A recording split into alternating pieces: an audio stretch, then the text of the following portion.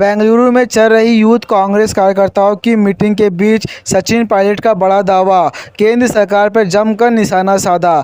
तो क्या कुछ कहा सचिन पायलट ने, हम जानेंगे हमारी इस रिपोर्ट में विस्तार से। दोस्तों, अगर आप हमारे चैनल पर नए बने हैं तो चैनल को लाइक और सब्सक्राइब ज़रूर करें ताकि हमारे आने वाली हर छोटी बड़ी खबर आप तक आसानी से पहुँच सके।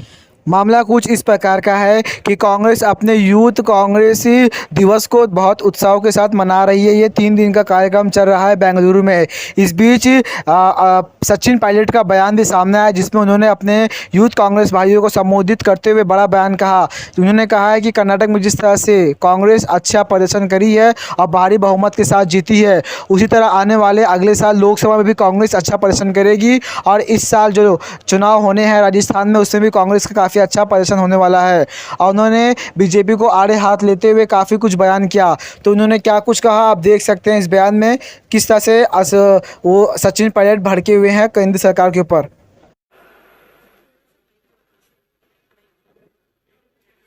अब ठीक है।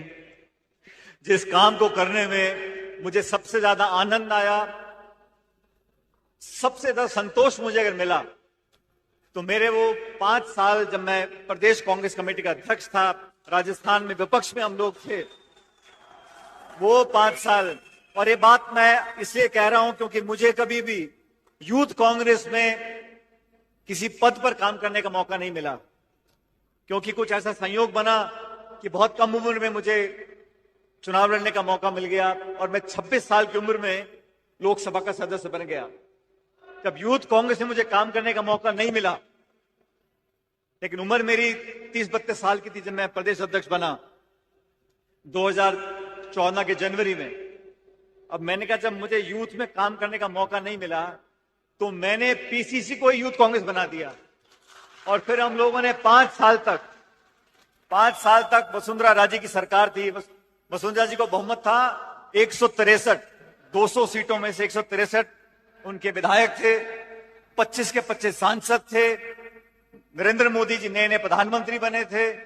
तो बहुत विपरीत परिस्थितियां थी उस समय।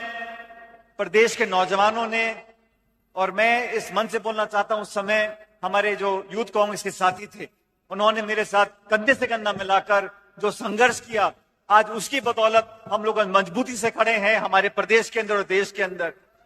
वो जो धरने थे, भूख हड़ताल थी, लाठीचार्ज था, जेल में गए, डंडे खाए, लाठियां खाई, खून पसीना बहा, लेकिन उस मेहनत करने से जो जज्बाती एकता, जो भावनात्मक जुड़ाव हमारा पैदा हुआ, वो आज भी मुझे जिस प्रदेश में जाता हूं, जिस जिले में मैं जाता हूं, वो देखने को मिलता है।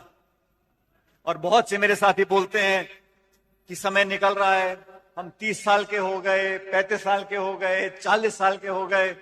और ये बात सही है, जो समय निकल जाता है वापस नहीं आता, लेकिन एक ना एक दिन वो समय। कांग्रेस के लोगों से, विपक्ष के साथियों से इतनी नफरत, इतनी घृणा, ये शोभा नहीं देता। जो बड़ा आदमी होता है, बड़े पद पर बैठता है, उसका दिल बड़ा होना चाहिए। संवाद करो, चर्चा करो, मतभेद हो सकते हैं, कमियां हो सकती हैं, ये तो बात करने को तैयार नहीं है। इस प्रकार की राजनीति देश के लोकतंत्र के लिए शुभ संकेत नहीं है। ये संदेश हम लोगों को हिंदुस्तान के हर जिले में लेकर जाना है। आज युवक कांग्रेस की दुगनी जिम्मेदारी हो गई है। जब हम सत्ता में होते हैं सरकार का प्रचार करना होता है, जब विपक्ष में होते हैं तो हमें सबको साथ लेकर चलना पड़ेगा। केंद्र सरकार की, भाजपा की जो नीतियां हैं उसका खुलासा कर कर जनता के बीच में जाना पड़ेगा। मैं अध्यक्ष जी को बहुत बधाई देता हूं, उन्होंने एक शानदार आयोजन किया, मुझे यहाँ आने का मौका दिया।